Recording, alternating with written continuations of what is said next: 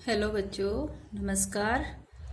आज हम हिंदी शिक्षण में हमारा जो व्याकरण शिक्षण का टॉपिक चल रहा था उसमें व्याकरण शिक्षण की जो प्रणालियां हैं, जब व्याकरण शिक्षण की जो विधियां हैं उनके बारे में अध्ययन करेंगे।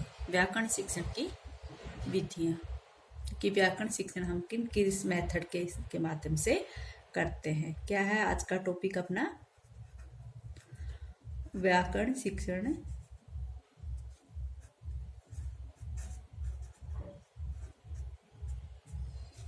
की विधियां।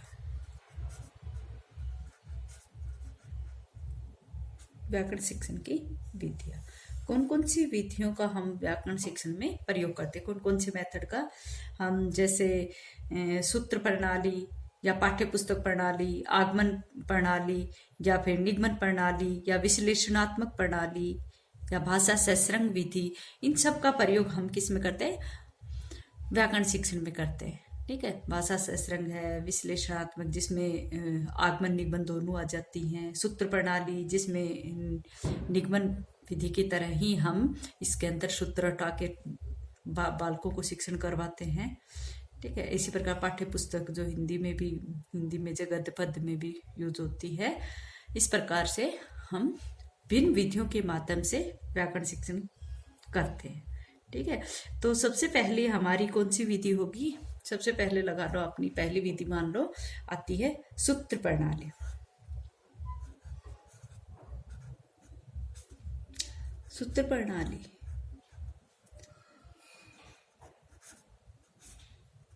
सूत्र प्रणाली क्या होती है?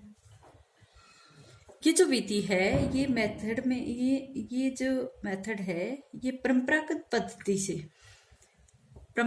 पद्धति या फिर निगमन प्रणाली भी इसको कह सकते हैं। में व्याकरण के जो नियम होते हैं, व्याकरण के नियम या फिर हम कहिए कि उपनियमों को सूत्रबद्ध कर दिया जाता है और उनको विद्यार्थियों को रटाया जाता है। क्या किया जाता है? व्याकरण के नियम जो है उनको सूत्रबद्ध करके, व्याकरण के नियम जो होते हैं, नियमों को सूत्रबद्ध करके, व्याकरण के नियमों को सूत्रबद्ध करके छात्रों को रटाया जाता है।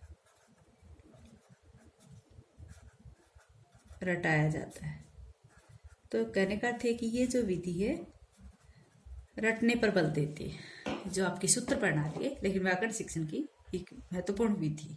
ठीक, इस प्रणाली में बालकों को व्याकरण संबंधी जो नियम है वो पहले बता दिए जाते हैं और उसके बाद उदाहरण द्वारा उसी नियमों का प्रयोग करना सिखाया जाता है। जैसे हम कहें कि बच्चों को जैसे संख्या पढ़ानी हो, तो सबसे पहले हम बच्चों को क्या करेंगे?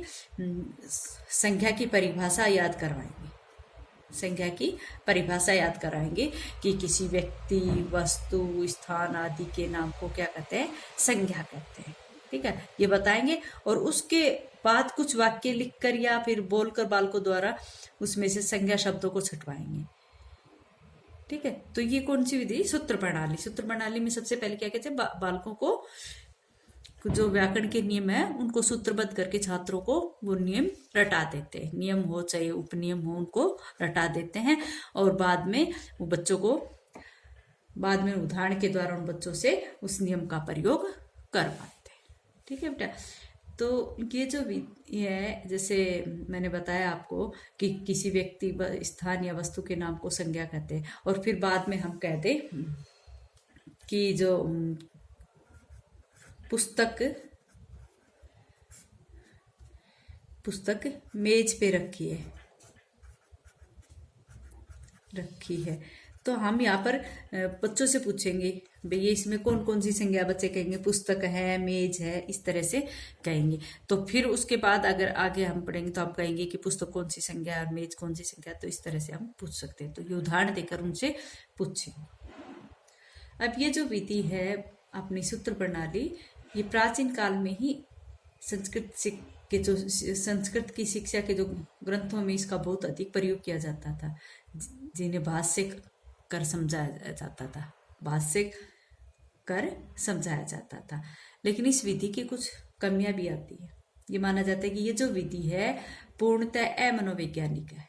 इस विधि में बालकों को सिर्फ नियमों को रटाया जाता है ना, सूत्र या नियम जो रटाए जाते हैं। और माना यह जाता है कि जब बच्चा लर्न करता है, बच्चे के अधिगम में ये सबसे शुष्क, अरुचिकर और नीरस विधि है।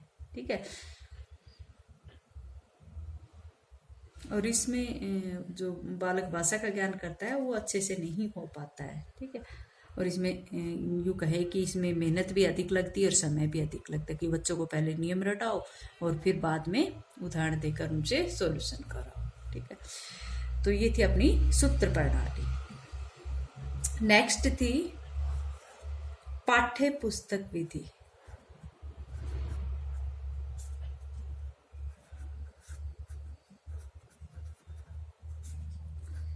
पाठ्य पुस्तक विधि या प्रणाली, कुछ भी कर दो। पाठ्य पुस्तक विधि जो है इसका भी व्याकरण शिक्षण में प्रयोग किया जाता है।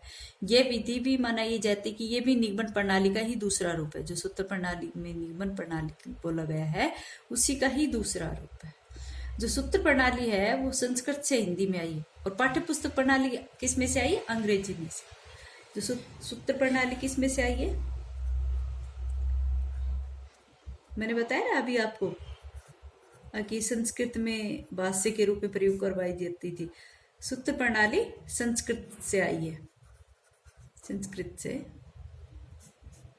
और जो पाठ्य पुस्तक प्रणाली वो कहाँ से आई है? वो अंग्रेजी से। पाठ्य पुस्तक, आप जब छोटी क्लास में थे तो अंग्रेजी की बुक को कैसे पढ़े? पाठ्य पुस्तक प्रणाली किस में से आई है?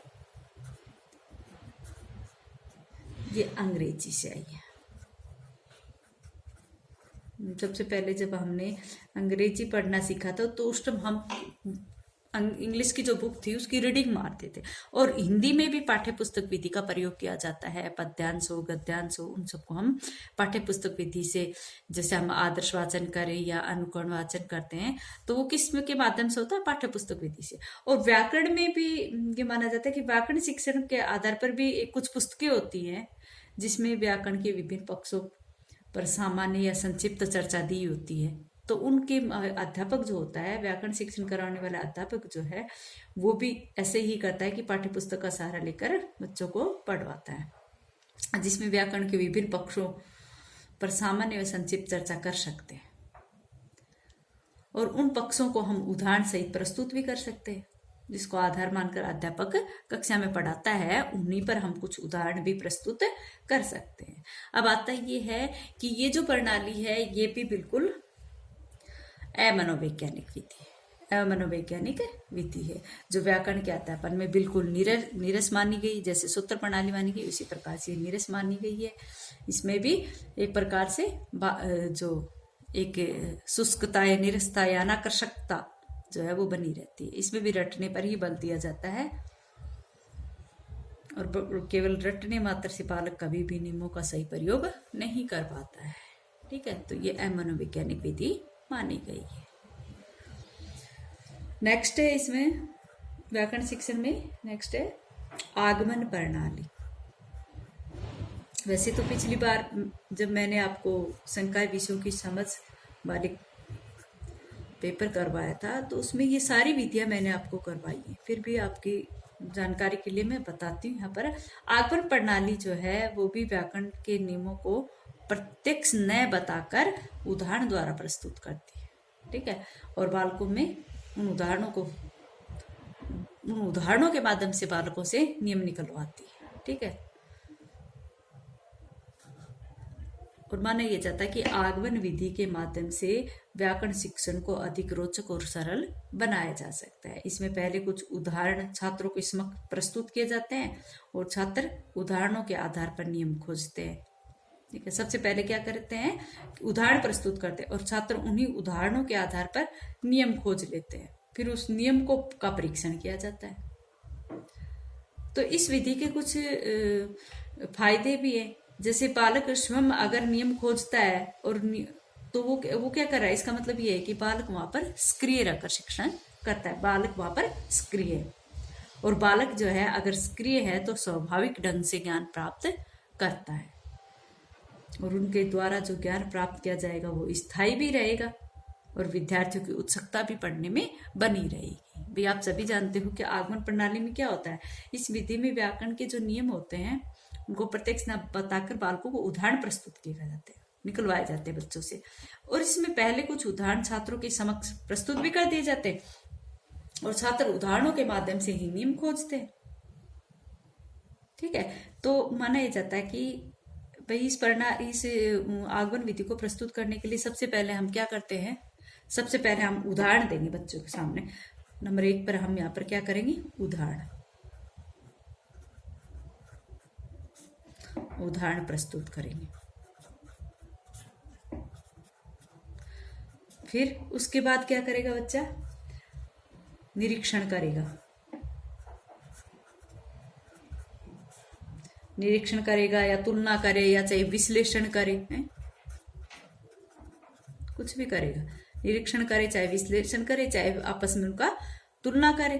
ठीक है, नेक्स्ट फिर क्या करेगा बच्चा, इनमें नियमीकरण करेगा या फिर निष्कर्ष निकालेगा। नियमीकरण करेगा, ठीक है, या फिर नियमीकरण या निष्कर्ष निकालेगा।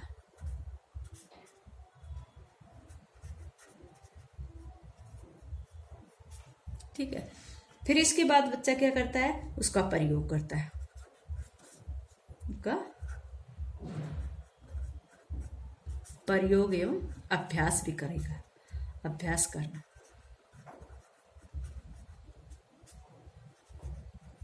इसीलिए तो कहा जाता है कि ये जो आगमन प्रणाली है ये इसमें बच्चा सक्रिय रहता है, स्वाभाविक रूप से सीखता है और जो भी सीखता है वो स्थायी रहता है और बालक की इसमें उत्सुकता भी बनी रहती है। इस आगमन प्रणाली का व्याकरण शिक्षण की सबसे अच्छी प्रणाली विधि मानी गई।